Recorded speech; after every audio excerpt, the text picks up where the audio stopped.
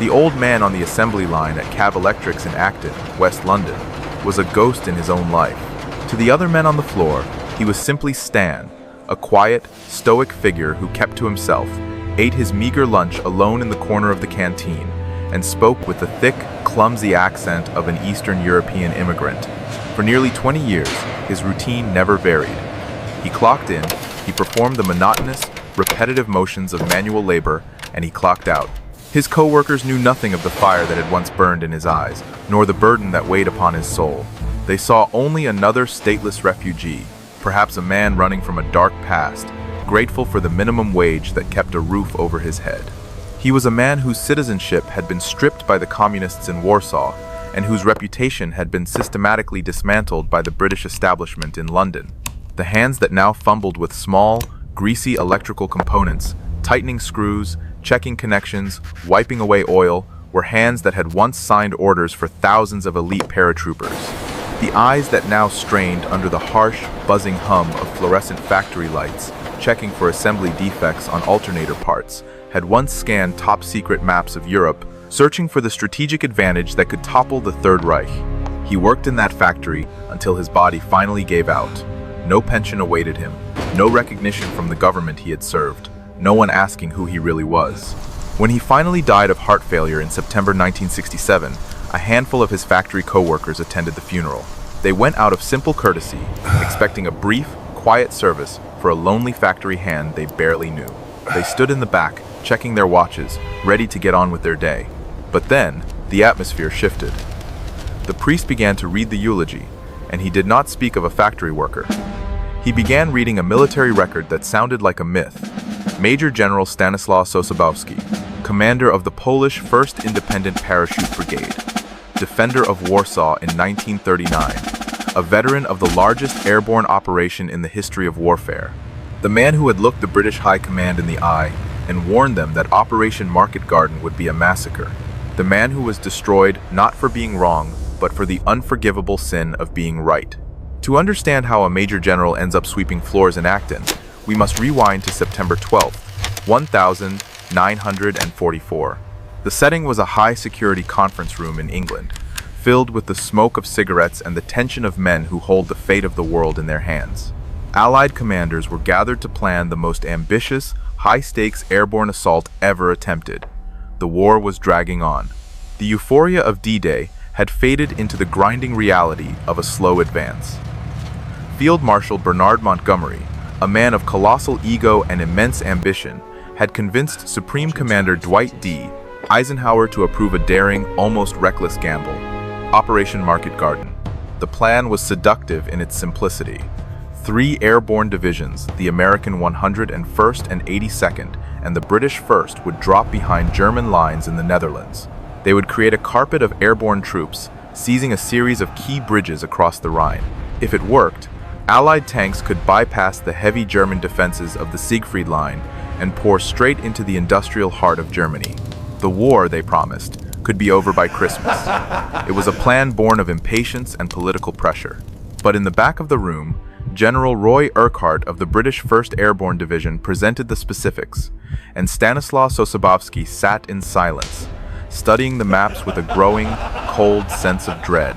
Sosabowski was a pragmatist in a room full of dreamers. He looked at the operational maps and saw disaster written in every contour line. The drop zones for the British paratroopers were 7 miles away from their objective, the Arnhem Bridge. 7 miles. To a civilian sitting in a comfortable armchair, 7 miles sounds like a pleasant morning hike. To a general responsible for the lives of thousands of men, 7 miles is an eternity. It is a death sentence.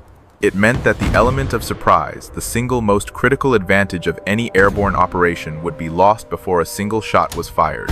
The paratroopers would land, gather their equipment, and then have to march for hours through hostile territory, giving the Germans ample time to react, regroup, and fortify the bridge.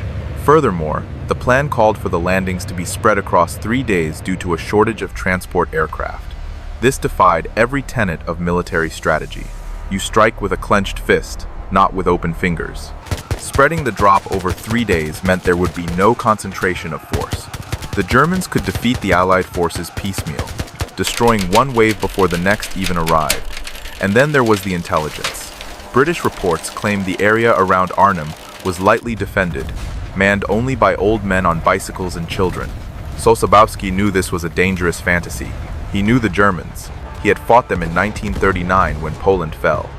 He knew their resilience, their speed, and their ruthlessness.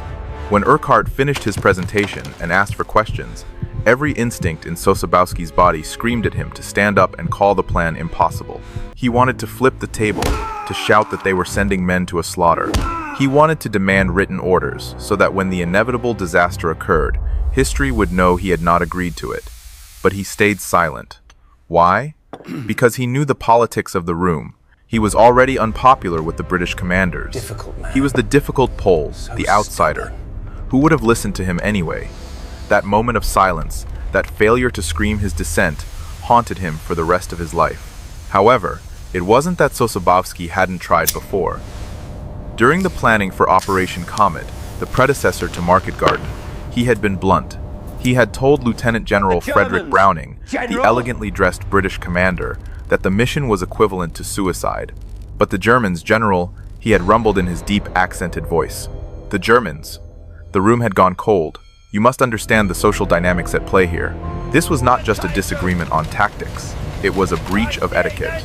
Here was a foreign officer, speaking English with a heavy Slavic accent, telling the heroes of the British Empire, the victors of El Alamein, that their master plan was a death trap.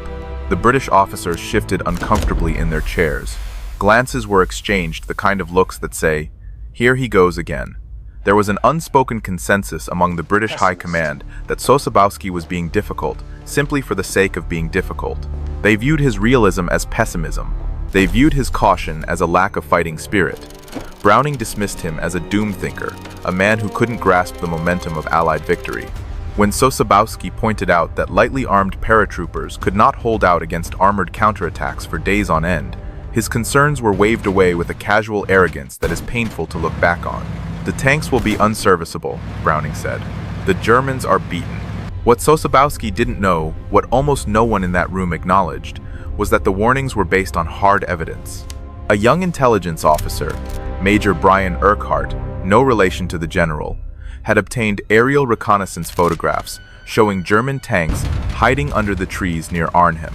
Not just any tanks, these were the remnants of the IISS Panzer Corps, refitting in the exact area where the British paratroopers were scheduled to land.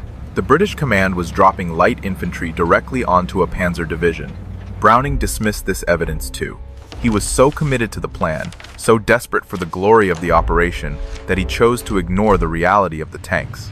September 17th, 1944. The sky filled with the roar of engines as the largest airborne operation in history launched. Sosabowski was left behind in England. His Polish brigade was scheduled to fly in on the third day to reinforce the British. He did not watch the skies with hope. He watched with a pit in his stomach, a sense of foreboding that only a veteran commander feels when he knows the odds are wrong. Reports began to filter back to England, and they were catastrophic. The British had landed 7 miles from the bridge, exactly the problem Sosabowski had warned about. The radios didn't work, preventing coordination, and the German resistance was ferocious. Far from being old men on bicycles, the British 1st Airborne had landed on top of SS Panzer Grenadiers. The element of surprise was gone. The British were fighting for their lives from the moment they hit the ground. Then, the final nail in the coffin. The weather. A thick fog rolled in, grounding Sosabowski's aircraft on September 19th. He sat at the airfield, pacing, helpless, while the operation he had warned against collapsed across the sea. By September 20th, fragments of news made the scale of the disaster clear. The British paratroopers were surrounded at Oosterbeek. The bridge at Arnhem was held by a single, heroic battalion under Lieutenant Colonel Frost, but they were being systematically pulverized by German armor. Everything Sosabowski had said in that briefing room was coming true. The nightmare was no longer a prediction, it was a reality. Finally, on September 21st, 4 days into an operation that was supposed to be wrapped up in 2, Sosabowski received clearance to take off. But the plan had changed. He could not land in the original zone. It was in German hands. His brigade would have to drop at Driel, on the south bank of the Rhine, opposite the trapped British forces at Oosterbeek. As their transport planes approached the drop zone, the sky erupted. Anti-aircraft fire tore into the formation. Sosabowski jumped into the chaos with 950 men, barely a third of his full brigade. The rest had been turned back by weather or scattered across English airfields due to communication failures. They landed in a hellscape. The ferry that was supposed to take them across the river to reinforce the British had been sunk. The British were dying on the north bank, screaming for help on the radio, and Sosabowski had no way to reach them. The only option was a desperate, suicidal river crossing using small rubber dinghies. That night, the Polish soldiers attempted the impossible. The boats were small toys, really, utterly unsuited for a military crossing under fire. As the Poles pushed into the black, swirling water of the Rhine, the current grabbed them, spinning the light craft. Then, the sky turned white. German flares popped overhead, drifting down on parachutes, turning the night into day. Exposed on the open water, the Poles were sitting ducks. German machine guns on the high ground of the Westerboing Heights opened up. The water churned with bullets. Sosabowski stood on the bank, watching the river run red with the blood of his men. They were dying to save a British division that had ignored their commander's warnings. About 200 Poles made it across to bolster the British perimeter. The rest were killed, wounded, or driven back by the sheer volume of fire. Sosabowski had warned them this would happen. Now, he was watching his men pay the price for British arrogance. By September 24th, the situation was terminal. The British perimeter at Oosterbeek was collapsing. Sosabowski attended a crisis conference at the 43rd Wessex Division headquarters. Lieutenant General Horrocks of the 30th Corps was there, along with Major General Thomas. They proposed another night crossing. They wanted to send 2 more battalions across the river to reinforce the pocket. Sosabowski studied the plan and felt a wave of nausea. The proposed crossing point was directly beneath German heavy machine gun positions. It was a kill zone. "This is suicide," Sosabowski argued. He pleaded with them. He explained that a small reinforcement would achieve nothing except more casualties. They needed either a massive assault with the entire 43rd Division to break the German line, or they needed to accept defeat and evacuate the British survivors. The middle ground, throwing a few hundred men into a meat grinder, was madness. But the British commanders were tired of Sosabowski. They were tired of his accent, tired of his objections, and tired of his correctness. They didn't ask for his opinion. They simply announced that Polish troops would participate in the crossing under British command. Sosabowski was furious. His brigade was being committed without his consent to an operation he knew would fail. Horrocks ended the meeting with a brutal reprimand, threatening that if Sosabowski wouldn't obey orders, he would find someone who would. The crossing went ahead. It was a disaster. The boats were shredded. The men were slaughtered. Exactly as Sosabowski had predicted. Finally, on the nights of September 25th and 26th, the order came to evacuate. The dream of Market Garden was over. Sosabowski's Polish brigade was given the thankless task of covering the withdrawal. His men provided the security perimeter, holding off the Germans while the shattered remnants of the British 1st Airborne paddled to safety in the darkness. The brigade had been bled dry. Between the chaotic drops and the suicidal river crossings, nearly 400 of Sosabowski's men were killed, wounded, or missing. Sosabowski gathered his survivors and prepared to return to England. He felt a heavy, grim satisfaction that he had done his duty. His men had fought with extraordinary courage under impossible conditions. He expected no praise. He knew the military mind too well for that, but he certainly did not expect to be the villain. He had no reason to suspect the depth of the betrayal that was about to unfold. On October 5th, 1944, Sosabowski received a letter from Field Marshal Montgomery. The tone was gracious, praising the Polish soldiers for fighting bravely at Arnhem and offering decorations. Sosabowski read the letter with cautious relief. Perhaps the British understood. Perhaps they recognized the sacrifice, but Montgomery was playing a double game. 9 days later, on October 14th, Montgomery wrote a very different letter, a secret telegram addressed to Field Marshal Alan Brooke, the chief of the Imperial General Staff. In this classified message, Montgomery committed a character assassination of breathtaking dishonesty. The Polish Parachute Brigade, Montgomery wrote, fought very badly here. The men showed no keenness to fight. It was a lie.